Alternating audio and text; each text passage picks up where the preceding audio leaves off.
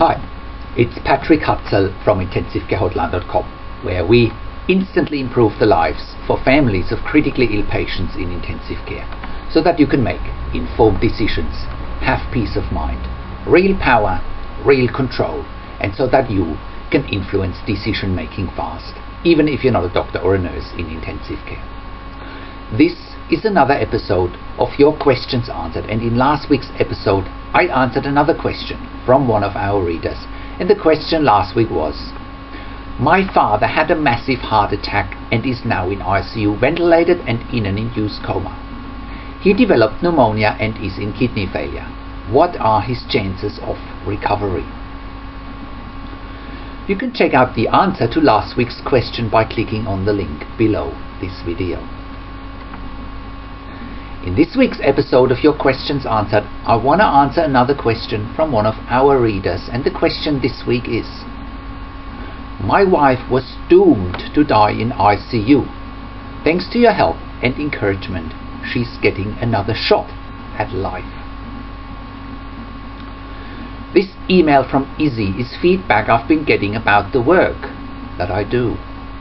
So Izzy writes: Dear Patrick, I just wanted to thank you for your words of encouragement, videos and articles. My wife was diagnosed with interstitial lung disease, non-specific interstitial pneumonitis. She's only 46 years old and has been battling rheumatoid arthritis since her early 30s. My son and I were invited to a family meeting in which they first told us that she was not a candidate for a lung transplant. They told us it was her weight that was the cause. My son at that point asked that if she lost weight, could she be reconsidered for a lung transplant. They told us that would never happen. We both looked down at the same time. The next two choices were a tracheostomy or let her die. They said it very nicely and were trying to be compassionate. The final option was to let her naturally die off a ventilator. My son and I know for a fact that my wife wants to live. She's still way too young. They told us she would need a tracheostomy, and that if we choose that option, they alluded to making her suffer.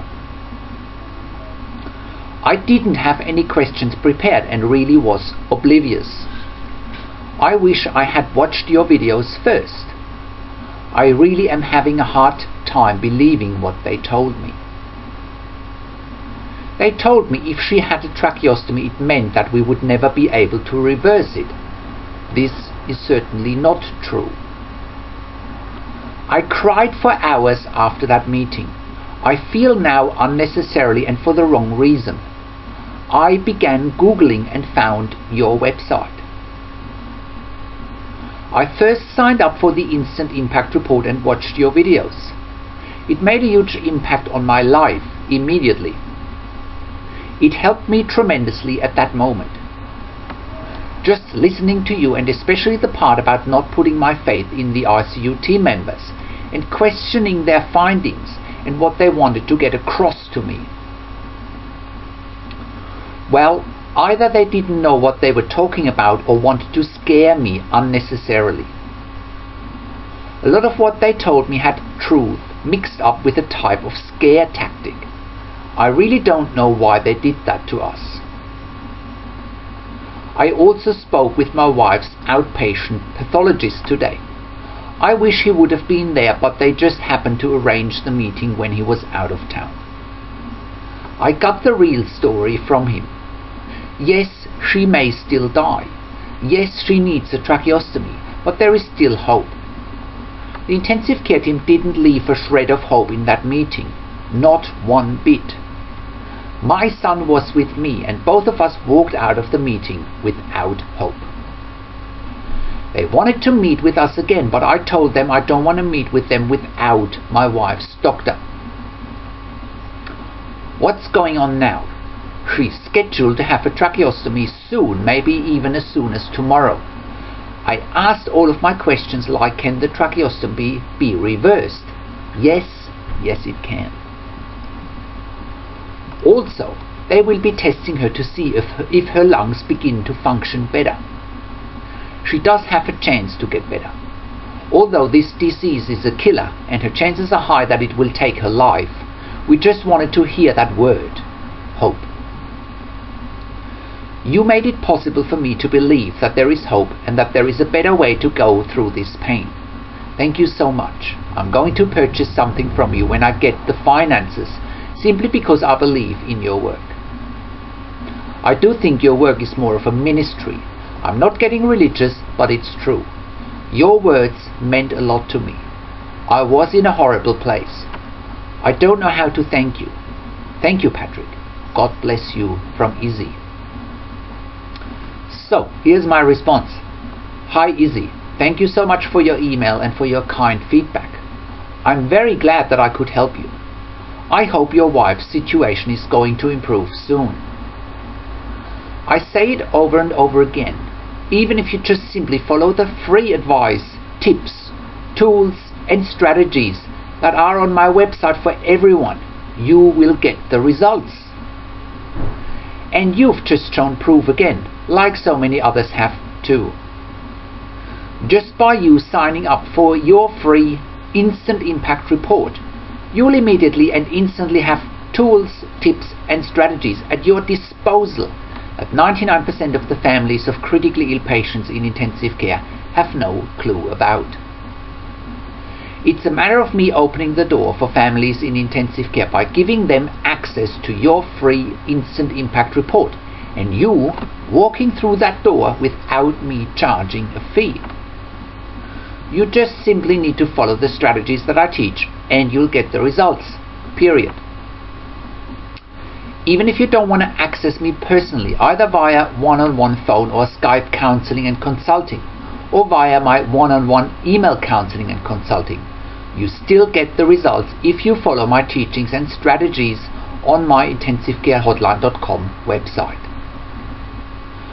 Of course, if you do sign up for my one-on-one phone and Skype counseling and consulting sessions or the one-on-one email counseling and consulting, you get the results much quicker because I can diagnose your situation very quickly and then can simply tell you what you need to do to shift the power dynamics in your favor. This is the difference. In my one-on-one phone, Skype counseling and consulting sessions or the one-on-one email counseling and consulting, I can pretty much handhold you through this experience and cut through all the bullshit quickly and tell you what you need to do in order to make informed decisions, get peace of mind, control, power and influence quickly. In lightning speed really, because I can read the situations very quickly and I can let you know what's really happening. As far as your wife's situation is concerned, there are a number of things the intensive care team hasn't told you or hasn't considered. With lung disease, there is always an option for a lung transplant. I know you have mentioned that a lung transplant is not an option because of your wife's weight.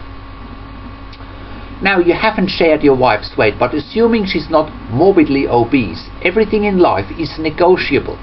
Therefore, if I was you, I wouldn't give up on your wife receiving a lung transplant down the line if required, especially at such a young age of 46. Furthermore, what the intensive care team hasn't mentioned either is that if your wife was to deteriorate further because of her lung disease, she could potentially have ECMO as a therapy, as well as getting her to buy time to get a lung transplant. Now, as it relates to the bigger picture, your wife at 46 years of age is way too young not to be considered for ECMO or for a lung transplant. Again, unless she's morbidly obese, nothing else should be in the way of your wife getting best and also standard treatment. What I have also found though is that many ICUs often don't know what other more specialized ICUs might be able to do, for example ECMO and or lung transplant. Therefore, sometimes therapies like ECMO or a lung transplant might require a referral to another more specialized hospital with a better equipped and more experienced ICU.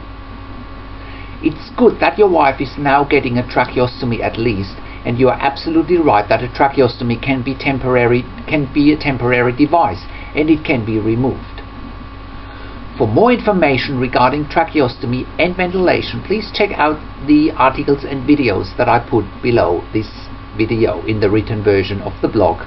So I've put links to why you need a tracheostomy and ventilation. The tracheostomy will also give your wife more time to recover from her interstitial pneumonia. And yes, a tracheostomy is reversible if your wife can manage to get off the ventilator. This may potentially be a long process, however, as you've already pointed out early on, you and your family are nowhere near to give up or throw in the towel, so to speak. Now, as far as the positioning of the intensive care team goes, know this. The intensive care team has positioned your wife's diagnosis, her prognosis, as well as her care and her treatment as if she was going to die one way or another.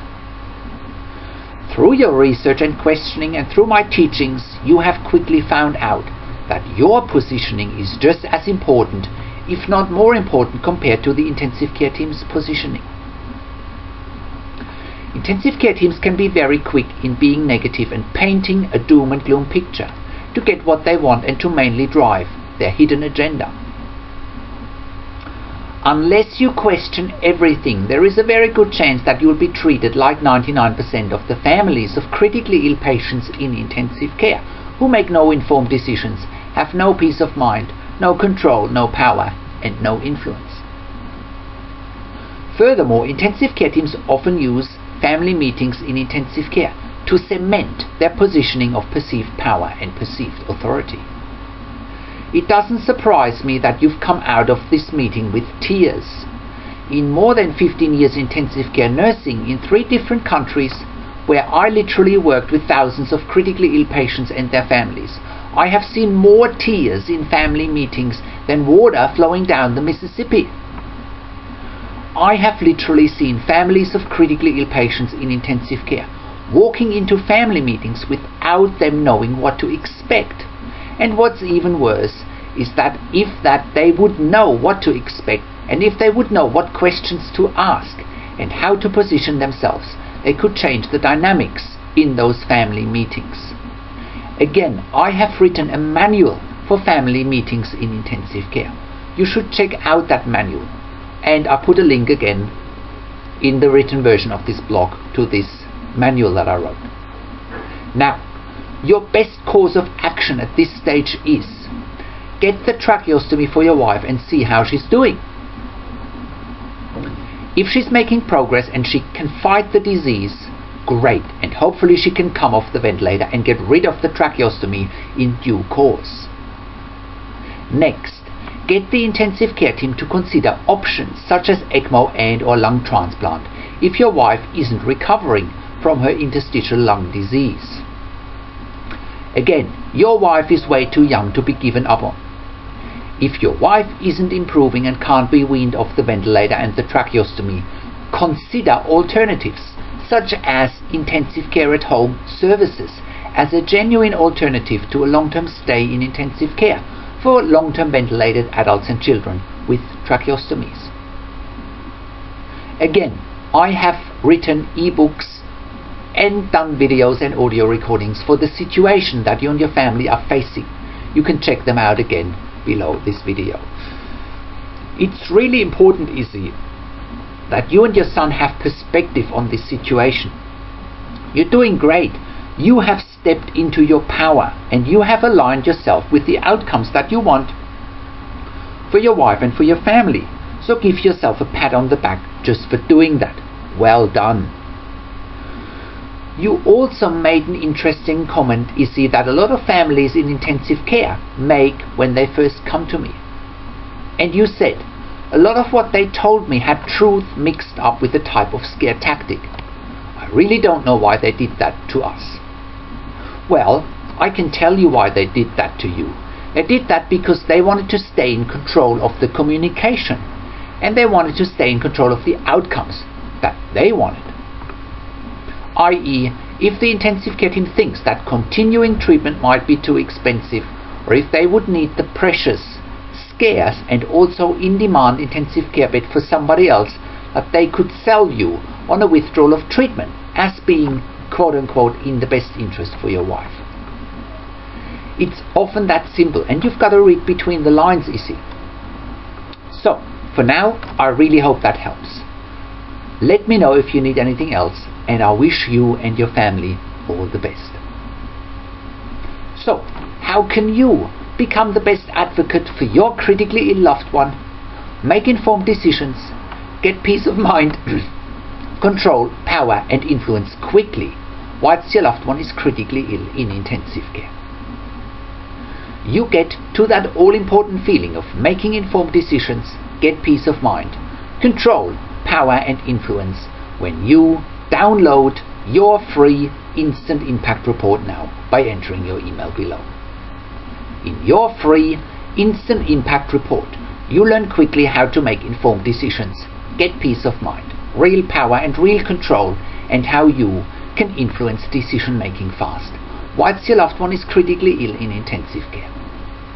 Your free instant impact report gives you in-depth insight that you must know whilst your loved one is critically ill or is even dying in intensive care.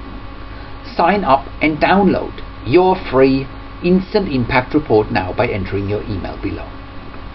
In your free instant impact report, you learn how to speak the secret intensive care language so that the doctors and the nurses know straight away that you are an insider and that you know and understand what's really happening in intensive care. In your free report, you will also discover how to ask the doctors and the nurses the right questions, discover the many competing interests in intensive care and how your critically ill loved one's treatment may depend on those competing interests, how to eliminate fear, frustration, stress, struggle and vulnerability even if your loved one is dying. You get 5 mind-blowing tips and strategies helping you to get on the right path to making informed decisions, get peace of mind, control, power and influence in your situation. You'll get real-world examples that you can easily adapt to your critically ill loved one's situation. How to stop being intimidated by the intensive care team and how you will be seen as equals. You'll get crucial behind-the-scenes insight so that you know and understand what's really happening in intensive care, and how you need to manage doctors and nurses in intensive care, and it's not what you think. Thank you for tuning into this week's Your Questions Answered episode, and I'll see you again in another update next week. Make sure you also check out our blog section for more tips and strategies, or simply send me an email to support@intensivecarehotline.com with your questions. Or you can call me. Find international phone numbers on our contacts tab. Also check out our ebook section where you get more ebooks, videos and audio recordings, and where you can also get one-on-one counseling and consulting with me via Skype, over the phone or via email by clicking on the products tab. This is Patrick Hutzel from intensivecarehotline.com, and I'll see you again next week in another update.